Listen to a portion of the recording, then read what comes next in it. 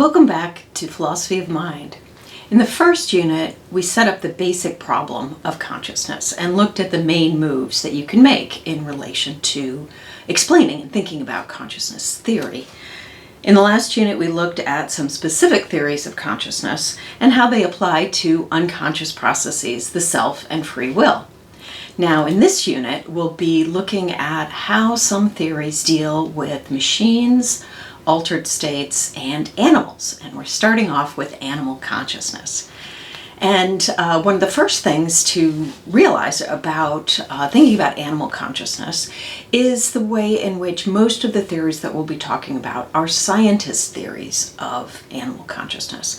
And this is because scientists' theories specify a function for consciousness. If you're a dualist, and we'll talk about this later, if you're a dualist, then there is no function for consciousness, and so it's difficult to think about how you would apply consciousness to animals. If we can't know, how can we find out if animals are conscious? And if you're an eliminativist, then there's nothing extra about consciousness, and so you just look for the sorts of things that animals do. But we'll look at the way in which the eliminativist needs to think about why consciousness is an illusion. Where does the illusion come from? And which animals might have the illusion of consciousness? There are two main types of criteria for assessing whether animals have consciousness. One is that you look at the physiology, and the other is you look at the behavior. And the first two theories we will talk about are focused on physiology, and then the remaining theories will look at behavior. So first of all, the global workspace theory, which is now becoming a familiar theory for us, articulates that we can look for a particular physiological system, which is the system that they argue produces consciousness in us, and that's thalamocortical circuits. So the thalamus is part of the midbrain, and the cortical circuits are your cortex.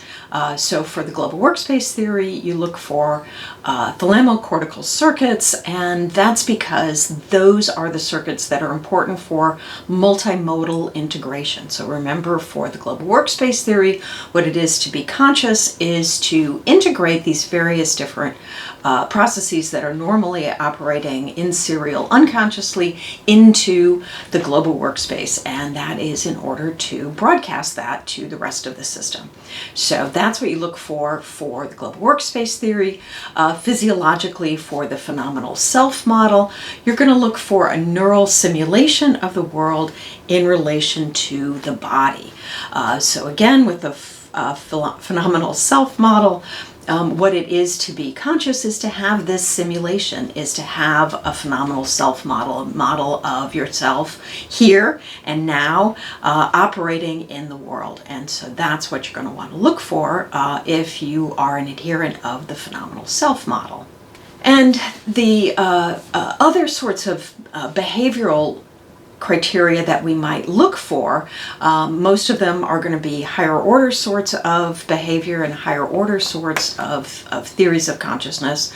And so these ones are useful to look at because these are some of the criteria that are often used by animal consciousness researchers, animal behavior researchers, but they don't fit easily into any of our theories of consciousness. And so it's worth thinking about what is maybe missing in some of our theories of consciousness, if you think these are useful criteria for assessing whether animals are conscious or not.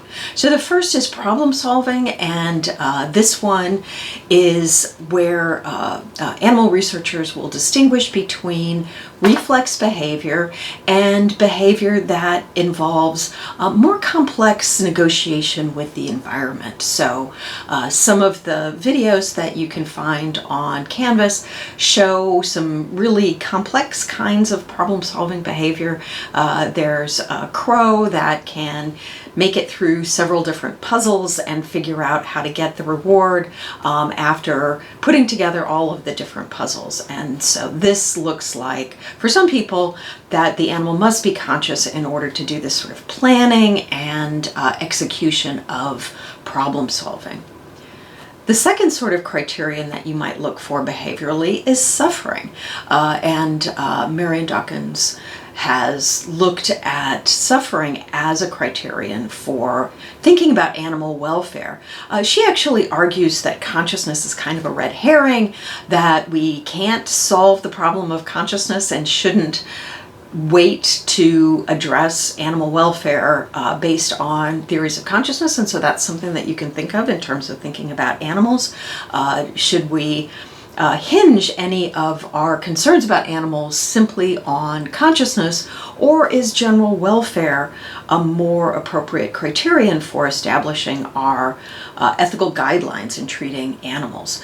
And she argues that we can assess suffering in particular by looking at what an animal will do in order to resolve a particular kind of pain that it has, or in order to make a situation more pleasant for itself. So, for example, you can assess whether chickens like to have hay or some other material in their pens, or whether they really don't care and a bear pen is fine for them, by having a bear pen, putting them in a bear pen, and then having them know that there is another pen next door that has more shavings or some other kind of hay or something at the bottom of the pen. And if the chicken will push through a barrier in order to get to the other pen, then that suggests it will that it prefers the other pen, and it will exert some amount of effort in order to get the preferred space. So you can assess preferences of the animal and assume that, it suffers more if it doesn't have the preferred space. And you can assess how much how much effort it's willing to expend in order to get a preferred space.